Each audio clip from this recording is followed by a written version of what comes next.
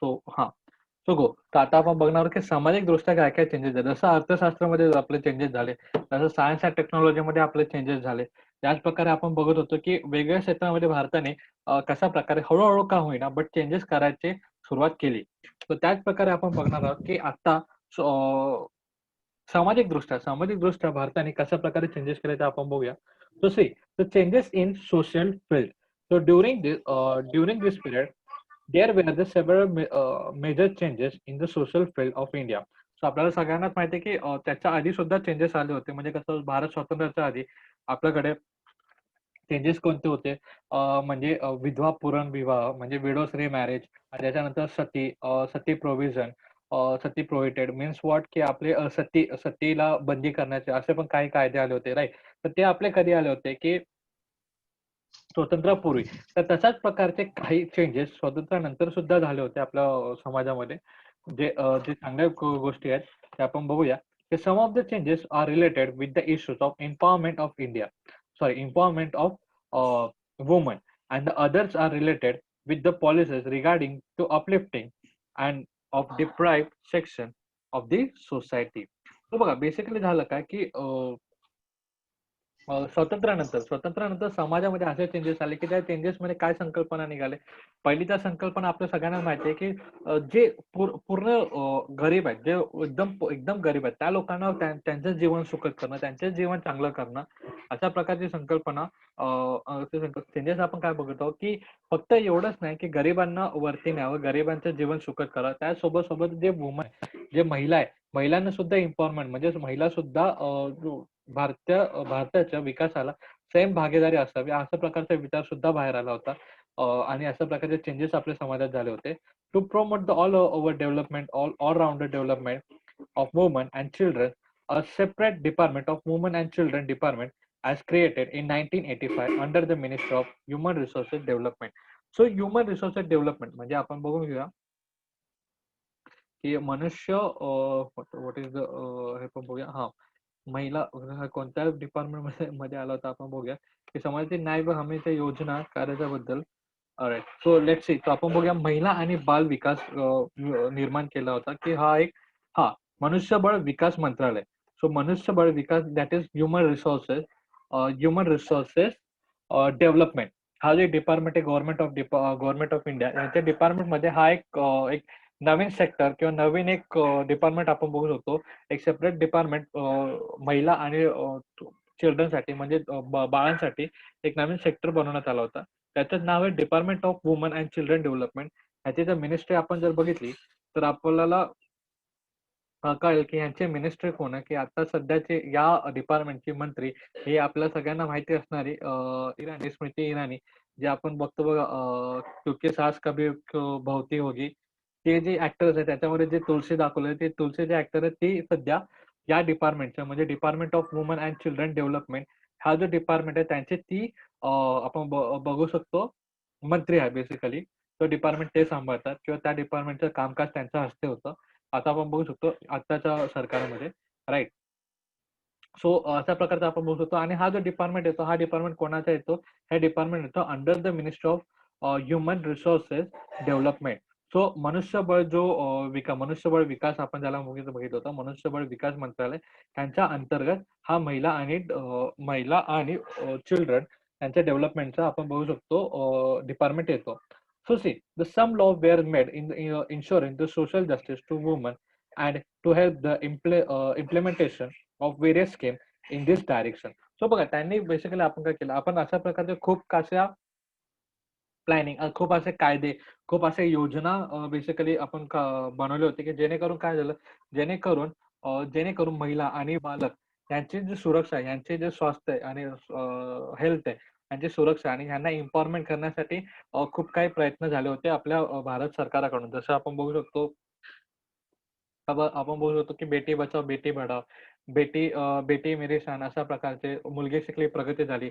अशा प्रकारचे जे संकल्पना आहेत, अशा प्रकारे संकल्पना सरकारकडून आले होते. कारण आपल्याला महिलांना प्रबळ बनवायचं होतं आणि प्रबळ बनवण्यासोबत सोबत जे मुलं बाळ आहेत की मुलं बाळाचं आपण बघू शकतो की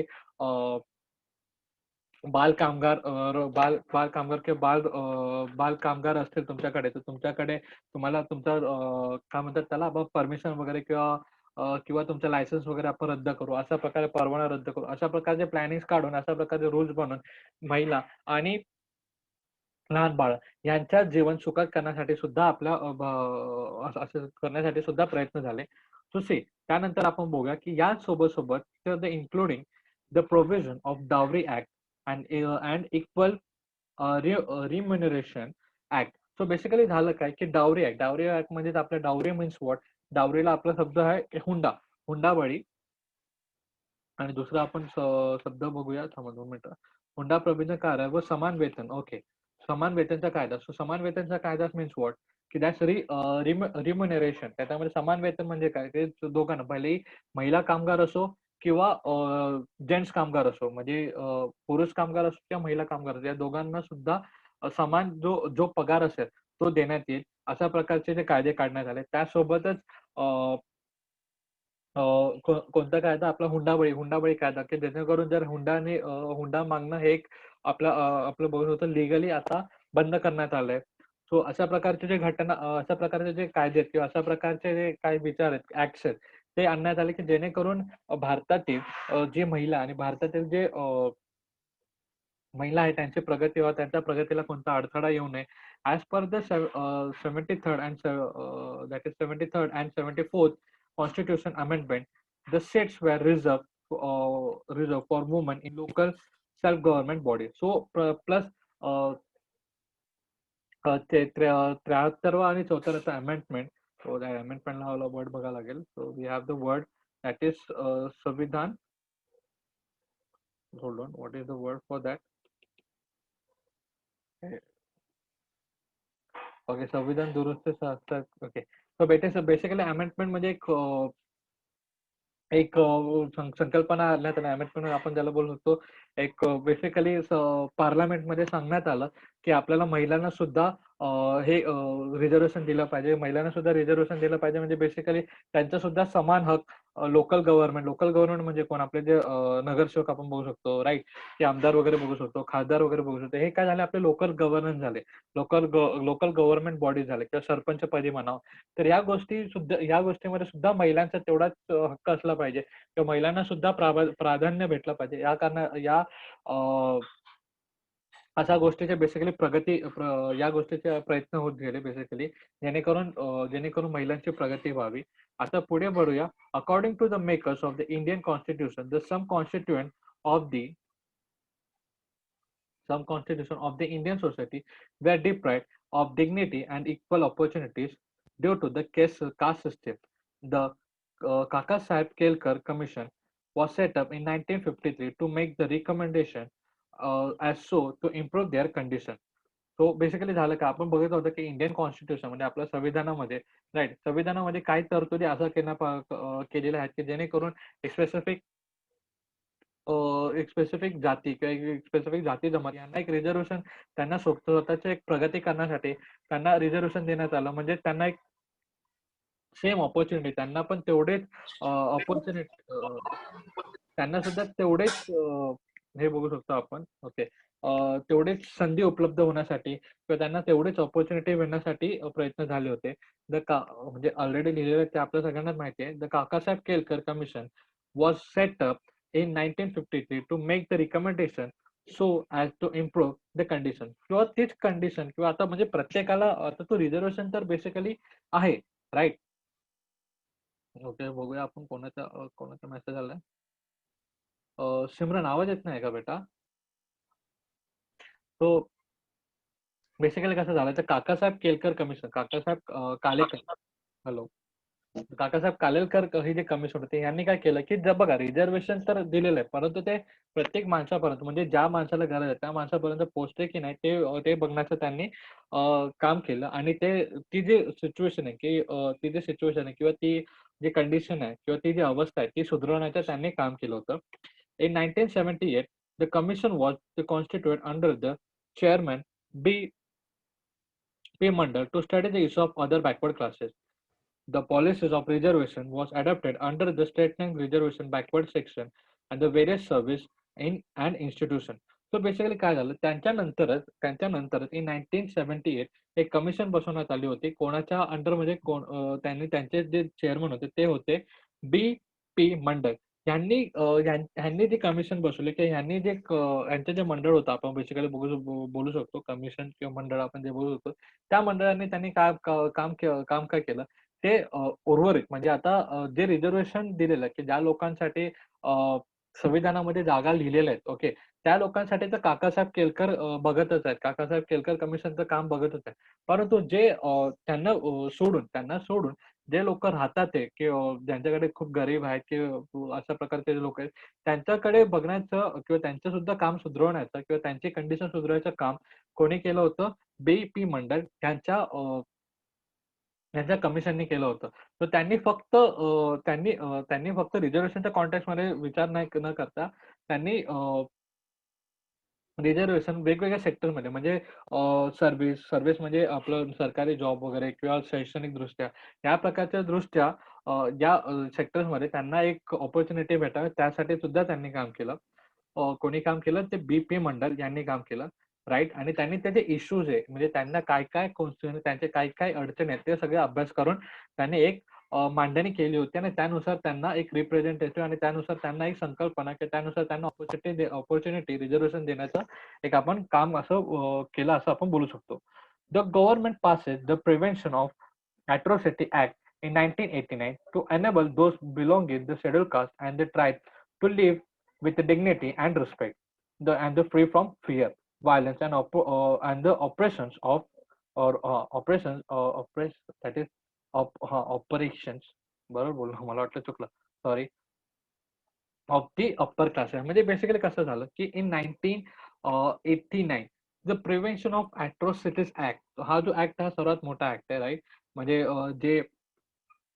म्हणजे या ॲक्टने आपल्या देशातील आपण कोणत्याही व्यक्तीला त्यांच्या जातीवरून किंवा बेसिकली त्यांची जात, त्याची जमात किंवा त्यांचा धर्म या बेसिसवरून आपण कोणत्याही व्यक्तीला काही बोलू शकत नाही आणि तो जर बोलण्यात आपल्यावर गुन्हा दाखल होईल अशा प्रकारचा कायदा म्हणजेच आपण बोलू शकतो अॅट्रॉसिटी ॲक्ट इन 1989. सो आपण बघूया की अॅट्रॉसिटी ॲक्टचं आपण एक बघून घेऊया की दॅट इज अत्याचार विरोधी. नंतर तो अत्याचारी विरोधी अशा प्रकारचे म्हणजे बेसिकली जर आपण कोणत्याही जमातीला किंवा कोणत्याही जातीच्या लोकांना आपण जर त्यांच्या जातीवरून किंवा त्यांच्या प्रत्येक कोणत्या अशा घटनेवरून की जे एक त्यांच्या मनाला ठेच पोहोचवू शकतं किंवा त्यांना एक डिसरिस्पेक्ट म्हणजे त्यांच्या मनामध्ये फ्री न होण्याचे किंवा डिग्निटी म्हणजे एक रिस्पेक्ट आपण बोलू शकतो किंवा एक भीती किंवा त्या जातीचं असल्या कारण कारण पहिलं आपल्याला माहिती होतं की अप्पर कास्ट लोकांकडून जे अछूत होते किंवा लोअर कास्ट जात होते त्यांच्यासोबत जो व्यवहार व्हायचा, जो सामाजिक व्यवहार जो त्यांच्यासोबत व्हायचा तो ऍक्ट किंवा तो व्यवहार थांबवण्यासाठी हा ऍक्ट संकल्पनात आला, हा ऍक्ट कार्यरत आला होता, राइट? त्याच्यासोबत सोबत ते तर घटना घडली. परंतु ते जे कास्टवाले लोक आहेत, शेड्यूल कास्टवाले म्हणजे बेसिकली एस-टी, एस-सी लोकं, ते लोकं एक चांगलं जीवन जगावं आणि आपण बोलू शकतो की इज्जतवालं इज्जतवाला आपण बोलू शकतो. तेवढं जीवन जगण्यासाठी म्हणजे to live the dignity life and respectful life त्यांनी आणि फिअरलेस लाईफ म्हणजे आपल्यावरती कोणाचा दबाव नाही, कोणी आपल्याला काही बोलणार नाही. आपण आपल्या स्वतंत्र्याने आपण जगू शकतो. अशा प्रकारची संकल्पना लोकांमध्ये येण्यासाठी अ, हा ॲक्ट करण्यात आला आणि प्लस जे अप्पर कास्टवाले होते ते लोअर कास्टवरती कोणताही दबाव किंवा कोणताही एक दबाव बेसिकली आणण्याचा प्रयत्न करू शकत नाही. या ॲक्टचं कारण हा ॲक्ट कार्यरत आपल्या भारतात आहे म्हणून. That is atrocity act in 1989. So आपण आपल्या भारतामध्ये आपण कोणालाही जातीवरून किंवा त्याचा रंगभेद किंवा असं कोणत्याही गोष्टीवरून त्याला आपण काही बोलू शकत नाही किंवा इनफॅक्ट चिडवू सुद्धा शकत नाही. So this is the thing. तर आता आपण बघूया हे आता आपले झाले की हे या चेंजेसमुळे आतापर्यंत जे चेंजेस बघितले त्या चेंजेसमुळे बेसिकली झालं काय, की आपला जो भारतीय समाज आहे व सुधारण्याकडे व प्रगतीकडे वळण्यात गेला. So the result of this act or result of this movement was this की our Indian society comes for the we can say the development. तर आपली जी भारताची जी जनता होती ती भारताची जनता आपल्या प्रगती मार्गाकडे चालायला लागली किंवा प्रगतीकडे आली होती. So that was the thing. तो हे काही गोष्टी झाल्या. आता आपण बघूया, की ग्लोबलायझेशन म्हणजे काय? म्हणजे जागतिकीकरण. तो जागतिकीकरण जसं मी तुम्हाला अर्थशास्त्राच्या कॉन्टेक्स्टमध्ये बोललो होतो, LPG that is liberalisation, privatisation, globalisation. तो ग्लोबलायझेशनचा कॉन्टेक्स्ट आपण बघत होतो, जागतिकीकरण. तो जागतिकीकरण आपण कॉन्टेक्स्ट बघतोय. जागतिकीकरण म्हणजेच काय झालं, की जे भारताचे प्रॉडक्ट्स आहेत किंवा भारताचे लोक आहेत किंवा आपला भारताचा मार्केट हा बेसिकली किंवा भारताचा मार्केट आपण बोलू शकतो. भारताचा मार्केट किंवा भारताचा व्यवसाय किंवा भारताचा आपण व्यापार हा जगातल्या सर्व देशांसाठी ओपन झालेला असतो. त्यालाच आपण ग्लोबलायझेशन असा एक एक सिंपल थॉट मी तुम्हाला सांगतोय. So globalisation brought about the many changes in different fields like economy, politics, science and technology, and society and culture. We have discussed some of these changes in above paragraph. India has emerged as an important country for the global scenes in different spheres. So India is an important member of international organization like G20, that is group 20 आपण त्याला आपण म्हणू शकतो G20 एक हे असते G7, G20 त्याच प्रकारचं and the BRICS is what? BRICS stand for Brazil, Russia, India, China and South Africa. त्याचसोबत आपण जर बघितलं होतं की आपण आपण बघितलं होतं सार्क सुद्धा एक हे आहे दॅट इज इंडियन कॉन्टिनेंटलचे जे देश आहेत आपले जे भले पाकिस्तान असो किंवा किंवा नेपाळ वगैरे सो ते जे कमिशन्स आहेत त्यांचे सुद्धा commission that is South Asian regional countries त्यांचे एक बॉन्ड आपण बघू शकतो that is SAARC stand for SAARC. So अशा प्रकारचे जे ऑर्गनायझेशन आहेत जे वेगवेगळे देश एकत्र येऊन त्यांचे जे मुद्दे असतात किंवा आपण त्यांचे समजा कोणाकडे काय प्रॉब्लेम असेल किंवा काय गोष्टी असतील किंवा कोणता मुद्दा असेल तो सोडवायचा प्रयत्न करतात. तर अशा प्रकारचे जे गोष्टी आहेत ते अशा प्रकारच्या गोष्टी घडवण्यासाठी एक ऑर्गनायझेशन आहे. तर इंडिया एक बघू शकतो ग्लोबलायझेशन जसं हळू-हळू जसं आपण प्रगती करत तसा आपला जगाकडे भारताकडे बघायचा जो नजरिया आहे तो सुद्धा चेंज झाला. भारत एक इम्पोर्टंट देश बनलेला आहे. ओके, इम्पोर्टंट देश बनण्यासाठी भले ते मार्केटच्या कॉन्टेक्स्टमध्ये असो किंवा सांस्कृतिकदृष्ट्या असो किंवा पॉलिटिकल दृष्ट्या असो किंवा वैज्ञानिकदृष्ट्या असो किंवा कोणतीही दृष्टी अशी कोणतीही फील्ड नाही की ज्याच्यामध्ये आपण सध्या भारताचे लोकं त्यांनी प्रगती केलेली आहे. बघा खेळमध्ये बघितलं, खेळमध्ये सुद्धा आपण भारत चांगले आहोत. राइट. दुसऱ्यामध्ये जर सायन्स अँड टेक्नॉलॉजी बघितलं तर त्याच्यामध्ये आपल्या सगळ्यांना माहिती आहे सायन्स अँड टेक्नॉलॉजीमध्ये we are like one of the best. आपण बेस्ट मधलेच काही आहोत. तर त्याच्यानंतर आपण बघितलं पॉलिटिक्समध्ये पॉलिटिक्स पण आपल्या देशाला चांगलं आहे. कारण आपली जी डेमोक्रेसी आहे, आपलं जे संविधान आहे, आपली जी लोकशाही आहे, ही जगातली सर्वात मोठी लोकशाही आहे. राइट. तो हा एक पॉइंट आहे. नंतर इकॉनॉमी म्हणजे अर्थव्यवस्था आपली भारताची अर्थव्यवस्था सुद्धा आपण पाहू शकतो की हळू प्रगती आणि चांगल्या दिशेकडे वळत आहे. राइट. सो अशा प्रकारचे जे गोष्टी आपल्या भारतात घडल्या, अशा प्रकारचे जे चेंजेस सतत होतात आहे आणि चांगले चेंजेस होत आहेत. त्या दृष्टीने की त्या दृष्टीने जगाचा आपल्याकडे बघण्याचा जो नजरिया किंवा जो व्ह्यू आहे तो सुद्धा चेंज झाला.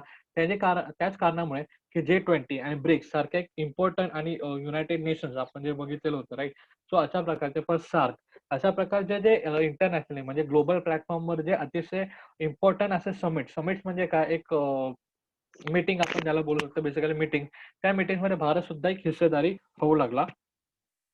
So this was the thing and India has the experience and important revolution in the field of telecommunication and telecommunication technology. जसं मी तुम्हाला ऑलरेडी बघितलं की आपलं BPO, KPO या आहे ज्या सेक्टर्समध्ये आपलं भारत म्हणजे कसं स्वस्त आणि स्किल म्हणजे कमी खर्चिक परंतु स्किल लेबर आपण देतो. म्हणजे कमी खर्चिक आणि अ, चांगला असा आपण कामगार आपण देऊ शकतो किंवा कशा प्रकारचे लोकं आपल्याकडे आहेत. तर अशा प्रकारे लोक जेणेकरून आपलं टेलिकम्युनिकेशन भले आय-टी सेक्टर असो किंवा टेलिकम्युनिकेशन या सेक्टर्समध्ये आपण भारताने खूप प्रगती केलेली आहे आणि त्यांचा जो डेव्हलपमेंट आहे आपल्या भारतामध्ये तो जास्त झालेला आहे. राइट. तो नंतर आपण बघूया the mobile phones, internet and the communication facilities based on the satellite have spread all across the country. In the political field, India has demonstrated the world how to stable democracy can function successfully.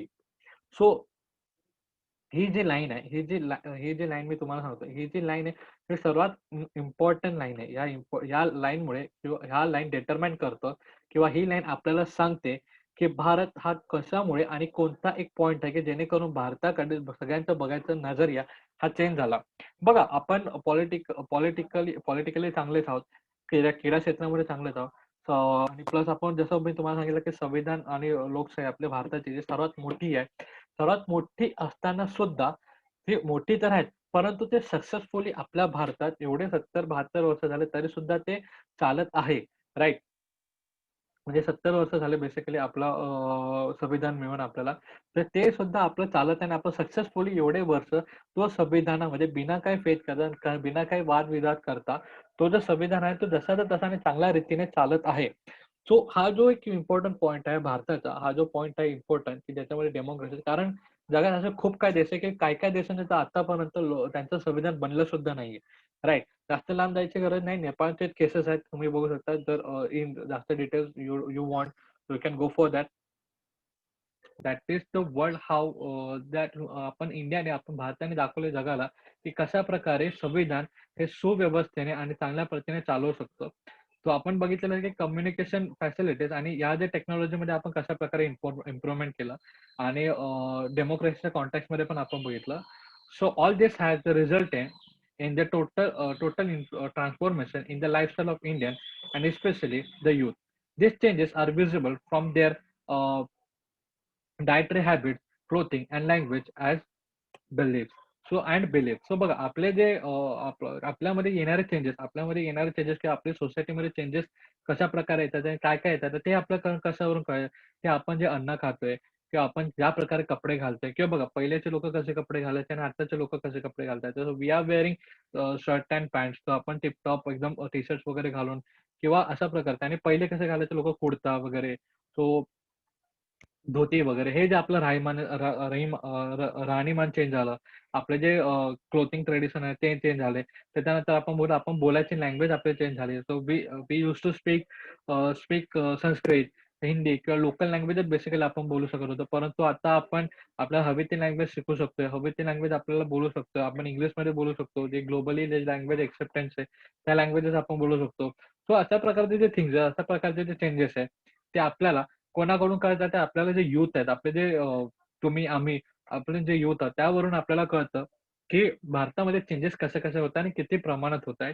So हे जे changes झाले, हे changes आपल्याला बाहेर कुठेही न भेटता आपलं म्हणजे लांब कुठे न जाता आपल्या आजूबाजूच्या परिसरामध्ये पहिल्या कोणत्या गोष्टी घडत होत्या किंवा बघा आता आपण राहतो. आपण ज्या ठिकाणी राहतो त्या ठिकाणी पहिले आपले आई-वडील सांगत होते, या ठिकाणी पहिले काहीच नव्हतं, फक्त एक झाड होतं. अशा प्रकारच्या गोष्टी आणि आज बघा नुसते बिल्डिंगच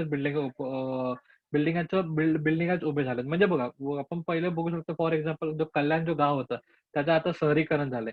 तर बघा जास्त लांब करायची गरज नाही. आपण फक्त कल्याणचाच आपण विचार केला तरी आपल्याला कळून येतं, की भारतामध्ये कशाप्रकारे, काय-काय, कोणत्या-कोणत्या क्षेत्रात कशा-कशा प्रकारे चेंजेस आले, ते आपण बघू शकतो. आणि प्लस आपल्या कल्याणच्या लोकांचं जीवन जे पहिले कल्याणचे लोकं कसे राहत होते आणि आताचे कसे राहतात ते. This was the thing. तर हे जे चेंजेस आहेत, जे आपल्या जवान लोकांचे जे यूथ आहेत, यूथ जनरेशन आहे, त्यांच्यामध्ये येणाऱ्या चेंजेसमुळे आपल्याला प्रगती मार्ग आपल्याला कळतो. ओके. सो आता हा आपला जो चॅप्टर आहे, तो या ठिकाणी संपलेला आहे. ओके.